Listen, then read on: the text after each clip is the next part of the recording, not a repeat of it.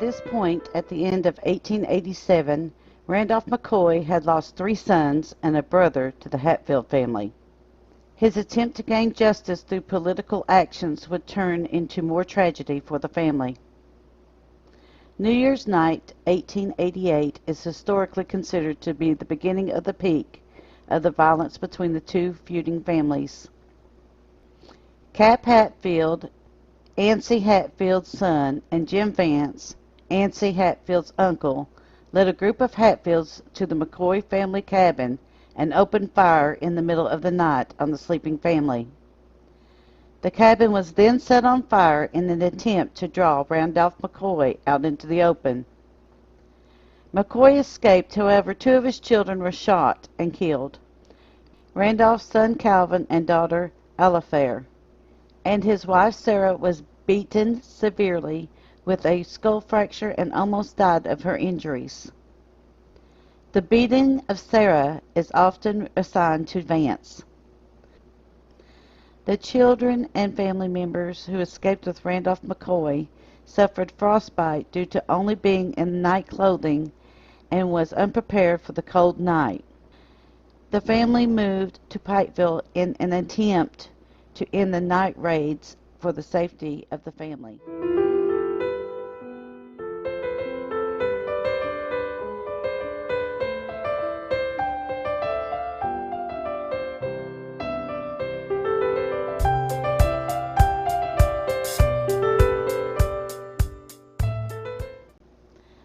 The beginning of the battle started when Deputy Sheriff Bad Frank Phillips and his posse that included Bud McCoy and one of Randolph's sons, James Jim McCoy, were commissioned by the Kentucky State Governor Simon Buckner. They began tracking Ancy Hatfield and his group of men across the border into West Virginia. On January 10th, Phillips arrested Cap Hatfield. Jim Vance was the first to die as he was killed resisting arrest in a wooded area. There are several who claim that Vance was killed after the party left, which included several McCoys that ran him down in the woods. Still others claim that Phillips took the law into his own hands and killed Vance himself. In several raids, Phillips was able to capture more conspirators, and 3 Hatfield supporters were killed in the attempts.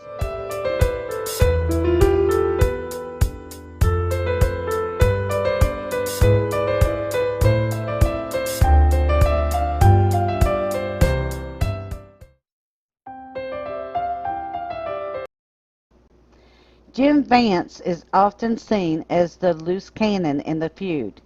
It seems that Jim Vance was not a major player in the feud as many think. While he is historically at all of the major events of the dispute, he was not generally seen as an instigator, but more of just a member of the group as a whole, as the Hatfields saw him as a loving uncle. However, if you ask the McCoys, they saw Vance as a murderer who was mentally unhinged. Vance did become a constable in 1870. And at that same time he was deemed an outlaw of Pike County. Like many of the sheriffs and marshals of that time, it was not unusual to have a lawman wanted by the law in the next state or county over from where they served. It is a very complex society in the Appalachians and very hard to actually grab a hold of that men of that time can be both sheriff and called devil or bad, or other names due to some of the actions that they took.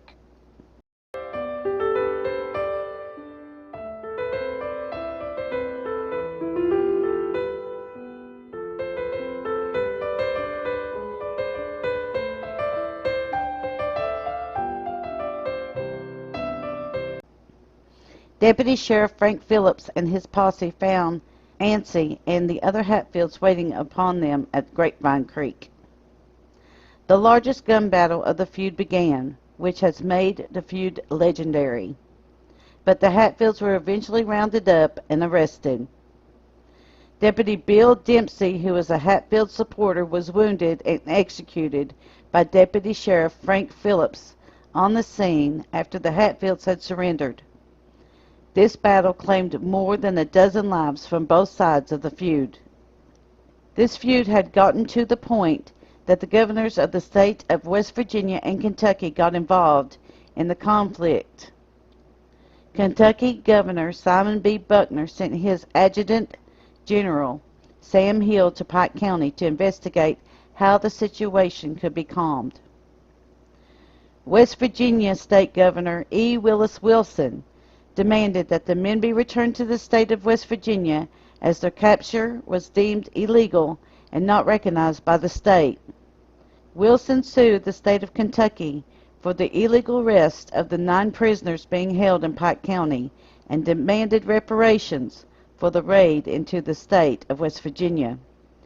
Wilson also sent troops to the border of West Virginia to prevent further raids across the Tug River. In response, Buckner sent troops to the Kentucky state border to prevent any raids by either troops or Hatfields against the McCoys. It had only been 20 years since the Civil War, and once again the troops from 2 states were facing against each other. The Hatfields and their families were indicted for the murder of Hatfield McCoy and others for resisting arrest. Those listed in the indictment were the following: Cap Hatfield, Johnson known as Johns Hatfield, Robert Hatfield, Elliot Hatfield, Ellis and Cotton Top Mounts, French Ellis, Charles Gillespie, Thomas Chambers, Valentine Uncle Wall Hatfield, Doc D. Mahan, Pliant Mahan.